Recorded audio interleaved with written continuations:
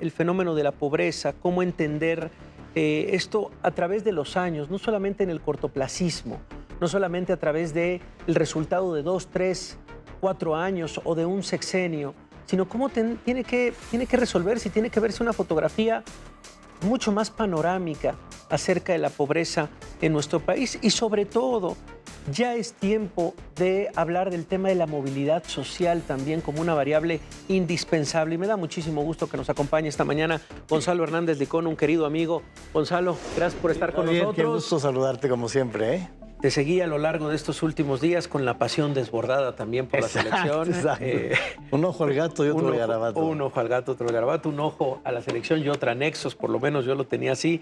Cuéntanos un poco de esta edición de Nexos y de este trabajo, de esta visión que proponen Raimundo y tú respecto a la pobreza, Gonzalo. A ver, la motivación, la razón de tener este artículo, Javier, es la siguiente.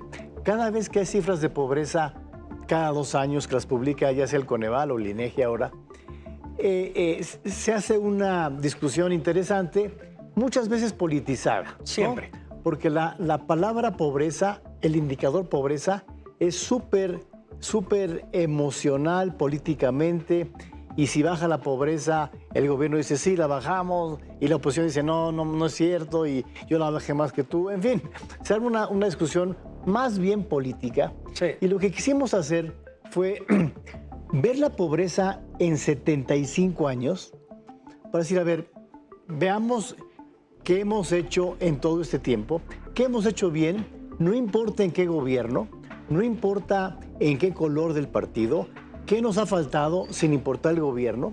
Y por lo tanto, lo que hacemos en esos 75 años es decir, a ver, estas cosas nos han salido bien en tales años y hay que mejorar todas estas. Entonces, lo que quisimos fue tener una visión mucho más objetiva de la pobreza, diciendo, nos ha ido bien en algunas cosas. Por ejemplo, en 75 años bajamos la pobreza de 88% a 35%, que no es nada menor. No. Y si vemos los datos, hay 3 grandes periodos de reducción de pobreza, del 50 a principios de los 80, del 96 al 2006 y del 2014 al 2024. 3 grandes espacios donde hemos hecho las cosas bien. Sí. O sea, vamos a llamarle así, o sea, porque a veces decimos, bueno, no, bien. O sea, cuando ha habido crecimiento económico como en el famoso desarrollo estabilizador de los 70, cuando hemos subido los ingresos de los trabajadores como recientemente ha sucedido, cuando hemos tenido estabilidad macroeconómica en varios periodos, hemos visto que la pobreza ha bajado y hay que reconocerlo, ¿no?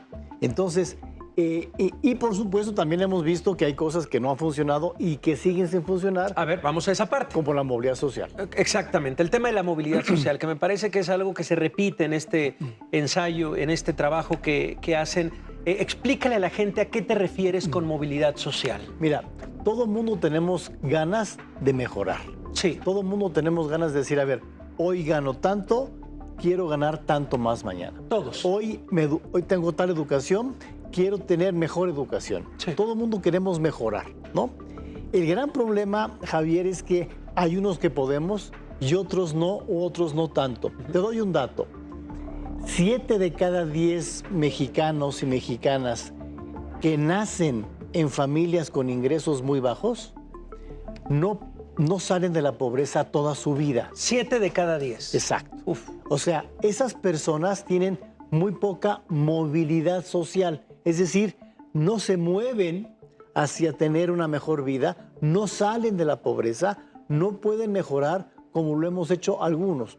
Y lo que se está diciendo, esta combinación de información, que la pobreza baja y que en medio de eso hay familias y hogares y personas que no salen de la pobreza, es que pues, hay muchos Méxicos.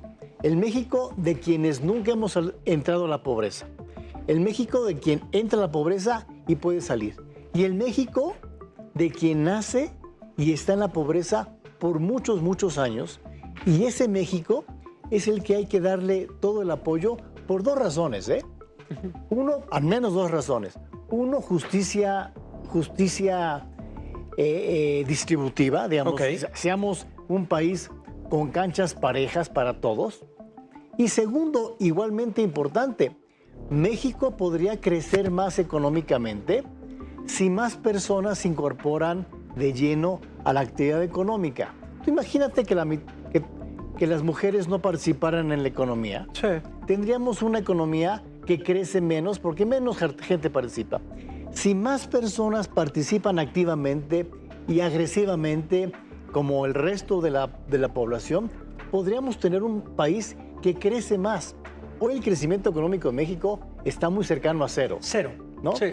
Entonces, hay muchas cosas que hacer. Una de ellas importante en largo plazo, es poder tener un México en donde más gente participe, en donde encontremos más talento en todos lados. En todos lados hay talento, Javier, ¿eh?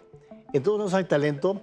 El chiste es que hay talentos que se apagan y que nunca florecen. Sí. Y hay talentos que pueden florecer, ¿no? Y que no se apoyan Esa es la también. movilidad social y esa debe ser la igualdad de oportunidades. ¿En qué vicios ha caído los gobiernos? ¿Qué han hecho mal?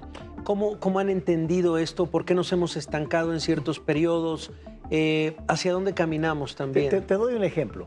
Es muy fácil, por así decirlo, y es muy atractivo políticamente dar dinero. Sí. Y ciertamente a mucha gente le hace falta el dinero y por lo tanto tener programas que transfieren dinero es siempre políticamente muy, muy valioso en este gobierno y en previos gobiernos. Lo que se nos ha olvidado es que además de dar dinero, necesitamos mejorar la calidad de los servicios públicos para la gente más pobre. Por ejemplo, si tienes una niña, una joven que vive en la zona rural de Chiapas, Sí. y apenas puede ir a la escuela primaria o secundaria, y cuando va a la escuela tiene que caminar 5 horas, Sí. y cuando llega la calidad es mala, a esa niña, a esa joven, no le estamos cambiando el destino. Podemos darle una transferencia de 800,000 pesos que le va a servir, es una beca para ir a la escuela, pero no le estamos cambiando el destino. Esa niña, después de una secundaria de mala calidad, no le vamos a cambiar el destino. Que no es, que habría que decir que este ejemplo que pones no es un ejemplo exagerado, ¿eh? Es un ejemplo de una realidad que existe y que nos lo ha dicho la propia Pati Vázquez aquí. Ese es una realidad, eso sucede. No es una exageración que ustedes se imaginen, oye, ¿cómo va a caminar una niña 3 horas para ir a la escuela y No 3 de regreso? camina. Camina. Exacto. Y sucede. Y es, como lo dices, no se le está cambiando el destino, Gonzalo. Y cuando va a la escuela y llega, pues a veces no llega el maestro, o los baños no sirven, o no hay pizarrón, ¿no? Entonces, aquí el gran tema es, ¿de qué manera podemos tener un país más parejo? Sí. Para beneficio de todos. No solamente es un tema de justicia, que es importante en sí mismo, sino que a todo mundo en el país nos va mejor, con más talento mostrándose en la vida, ¿no? Sí. Decía, regresando a los temas futbolísticos, decíamos, debe haber muchos Messis en México que no tienen el chance de salir y de ser identificados y de mejorar y de no tener movilidad social. Pues Gonzalo, te agradecemos de verdad esta reflexión. Le pedimos a la gente que apoye el buen análisis a través de Nexos, este gran trabajo. Una felicitación a Raimundo también y Gonzalo, muchísimas gracias por Gracias, acompañarnos Javier. esta mañana.